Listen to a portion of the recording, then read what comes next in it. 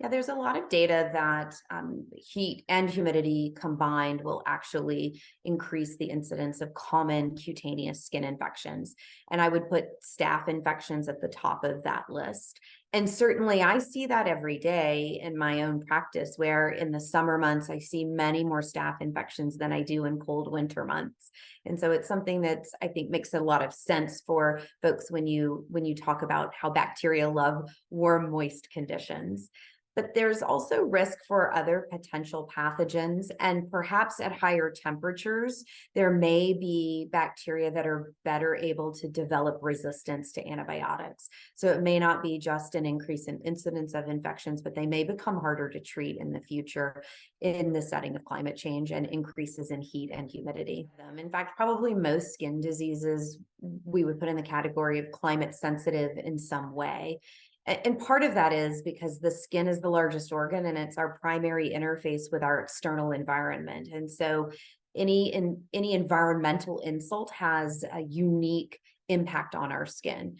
Inflammatory skin diseases in particular are likely impacted by combinations of heat, humidity, as well as air pollution.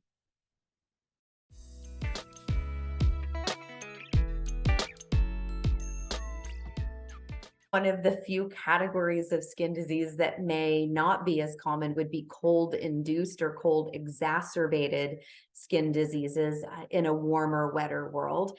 However, if we're escaping inside and cranking air conditioning, you can still have some effects. People who have things like Raynaud's and Pernio can still flare, even from temperatures indoors from air conditioning.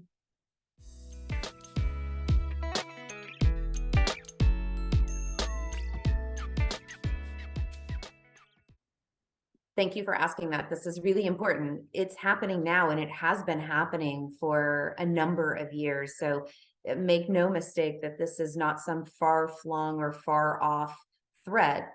Impacts on health are happening today, and specifically with skin disease. And so a prime example would be exposure to wildfire smoke from wildfires that have happened along the West Coast in the US in the last few years. And we've seen exacerbation in both atopic dermatitis or eczema as a result, as well as psoriasis and likely acne in addition.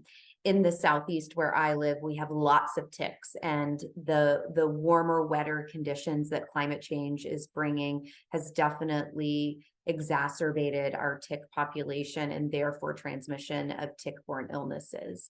Understand, because of global warming, our growing season is much longer now, and we have many more frost-free days than we did historically. So things like ticks are able to emerge sooner, reproduce through more cycles, and often survive over the winter now, whereas before they were often killed over the winter or had fewer reproductive cycles. Consequently, we're seeing transmission of more important tick-borne illnesses like Rocky Mountain spotted fever, Lyme disease, Starry. In fact, in Tennessee, where I am, we have the highest rates of alpha-gal in the country, which is due to multiple tick bites. Along those same lines, those longer growing seasons feed pollen-producing plants. And so we're seeing many more allergic diseases and exacerbation of things like seasonal allergies, asthma, and of course, atopic dermatitis goes hand in hand with all of those. So the number of pollen-producing days is now longer. And it's not just heat and the longer growing season, but it's actually greater atmospheric concentrations of CO2 that also feed plants and supercharge them and allow them to have greater biomass and produce more antigenic pollen.